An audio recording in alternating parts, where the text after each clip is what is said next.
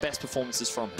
Yeah, he's very good at it when he pilots it effectively, but you do have to remember she was nerfed on 8-5. Attack range and lane was reduced, bit of a buff to her damage in the jumpy one as well. Cassiopeia locked in here for Splice. Expect that to go to Niski in the mid lane. Yep. Into the Rise. Has played it once already this split. So strong skirmishes coming out from Splice. Bit of a 1-3-1 coming into fruition. I wonder if they will go for... Ooh. Shen support. I would imagine it's a Shen support. And then... Oh! Yes! The skill matchup. Wonder versus Odo. Camille versus Fiora. If Wonder was ever going to send a message, this would be it. G2 drafting themselves a very solid 1-3-1 comp. You have the Skarner to get early leads and look for early plays. Whereas Splice, they also have a strong early skirmisher. Very strong 2 versus 2 in both mid and top. They should have lane priority in both those lanes as well, along with the bot lane too.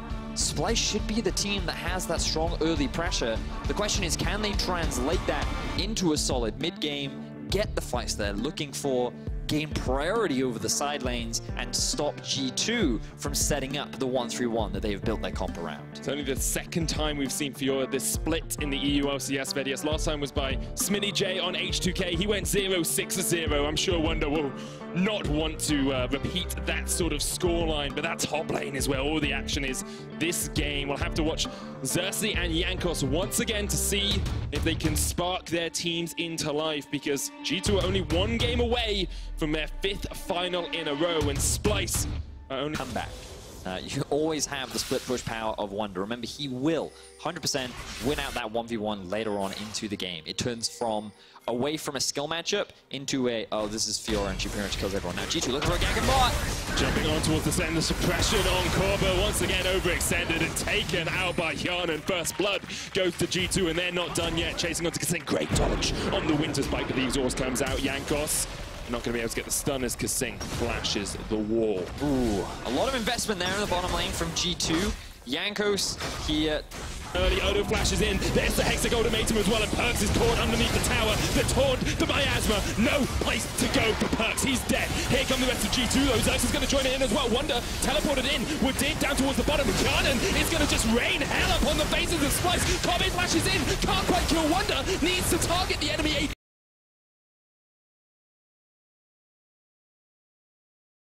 Stops Kobe as well, but the deadly flourish will connect. Xerxes with a pillar will clean up the brawl. So it ends up being a 2-for-2 overall. What was initially started by Odo on they dive for a fight. Turn around by Niski is available. Teleports coming in, both from Stand United as well. Straight on towards Odo Omne. There's a Hexa ultimatum. Yarn in from the side though, and already Odo Omne just burst down. Look at the fight from Splice. They engage in too many directions and they lose 2 members incredibly quickly. Perkz is going to chase down Xerxes. G2 just totally destroys Splice. And now Kobe and Niski are the only 2 alive. Can they get a pick onto Wonder? Headline gaze was used, doesn't connect, but Wonder is so low. Niski with the bang sinks him in. Curtain call comes out as well. Kobe did not need to use those shots. So it ends up being a 3-for-2 in favor of G2. They will secure themselves another tower in the middle lane. But the fact that G2 found another successful fight is extremely positive for them. Splice struggling to force these positive opportunities. Just look at how much control G2 have over the map, and look at how strong Hyanan is getting.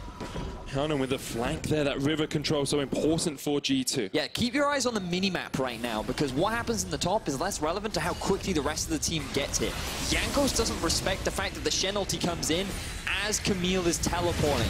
Just at the right time, he's able to lock at Jankos, but then look, Hyanan and Woodid arrive way before the Jin does. He hasn't even ulted in this fight yet. It is a 4v5, simply due to the fact that Splice were not expecting a full 5v5 commitment here. They end up losing 3 members, and the only reason why Splice is able to get something back is because they punish Wonder. He should have cleared this wave and backed. Instead, he greeds and he gets punished. Well, he does, but you can see, like, Niski and Kobe still have their ultimates available. They were not in that fight at all. Yep. And they're your 2 carries. They need to be there. And damage at the end only really coming out because they to Wonder. The Triforce into Ravenous Hydra from Wonder is very strong. The dodge on the tactical sweep. But here comes Xerxes. Wonder using the movement speed to jump away. Not quite sure what Odo Ome was doing there, but the Stag United will eventually come down. Wonder dodging and diving away. The Riposte trying to jump away, but here comes Odo, and eventually Wonder will fall. Oh, the Baron for G2. Oh, Wonder. This is how you use a split pusher. When Splyce sends members to go get him, the rest of the team gets something else. 3 members were committed to go and killing Wonder. He almost got the kill onto Odo Ame as well. And G2 walk away with a Baron.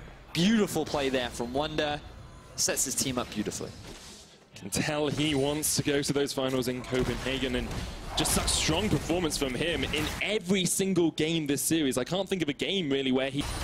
Ooh, looking for a bit of a pick here onto Wonder. Wonder does Riposte and flashes away, but the jump onto Jankos is big. The impale on Odo, and Splyce just don't want to fight because Perks has the flank here. Splyce getting caught out. The King has caught them in the midst of the mid lane. Nisqy finally joins the fray. The stun on towards Xerxes will lock him down. He just about gets away. Great petrifying gaze from Nisqy though as he tries to turn this fight around. He can't do it, and G2 will re-engage.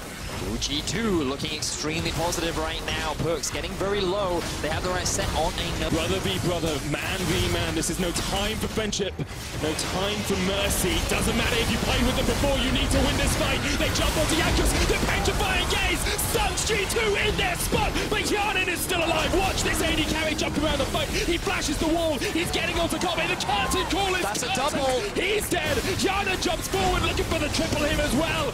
Perks takes it away. The carries of G2 do absolute work and shred through Splyce. Nisqy tries so hard to turn the fight in his team's favor, but it is Wonder and Perks and Hyanan that keep the hopes of G2 alive. I don't know if they can commit to the Baron right now without the smite. Xerxes is still alive as well. G2 choose to disengage, but what a clutch fight.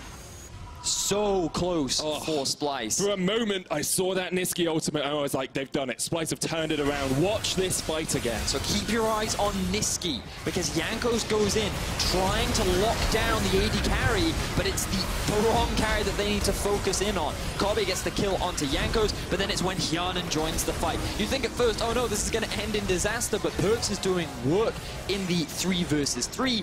Hyanan gets the kill on the opposite AD carry, and then when he rejoins, it becomes an easy cleanup. And now they're rushing down the Baron. Good at it. The inhibitor broken. G2 break into the base. Warp taking him down towards the bottom lane as well, but Perks does not follow up, just trying to push away Splyce.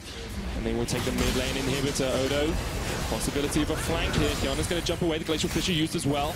Meanwhile, Perks can just try and rotate down towards this bottom side. Odo jumps in. The deadly burst, the root. The Hextech Ultimatum is a lot of damage onto Perks, and the King is dead. And now G2 have to try and retreat from this because the bangs are sinking in from Splyce.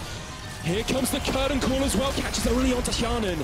G2 are forced back, and Splyce hold on to hope in this game. Ends up being a 1-for-1, which is the best case scenario. Rushes down. Xerxes, he doesn't have vision. Doesn't have the flash either. 7,000. They're going to finish it. Pushing forward. 5,000 left on the Elder.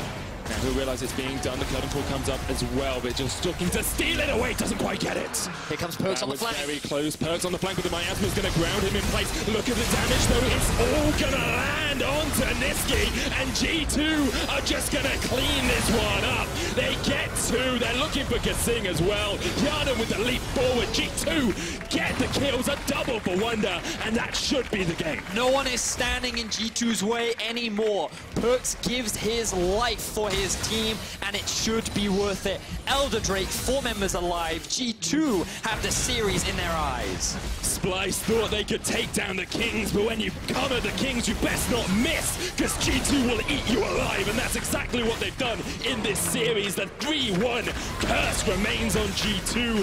Jankos is going to finals. G2 are going to finals. Odo is going back into the jungle because he can't do anything here at all.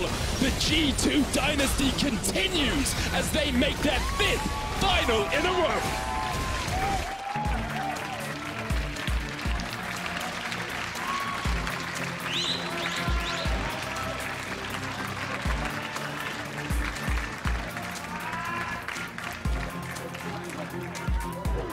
The elation on G2's face as they secure their 5th final in a row. Perks continues his own legacy of failing to miss a final. What a way to do it. 3-1 to G2. Splice, they showed their team fighting prowess in Game 1, but then for the following games, they just could not compete with the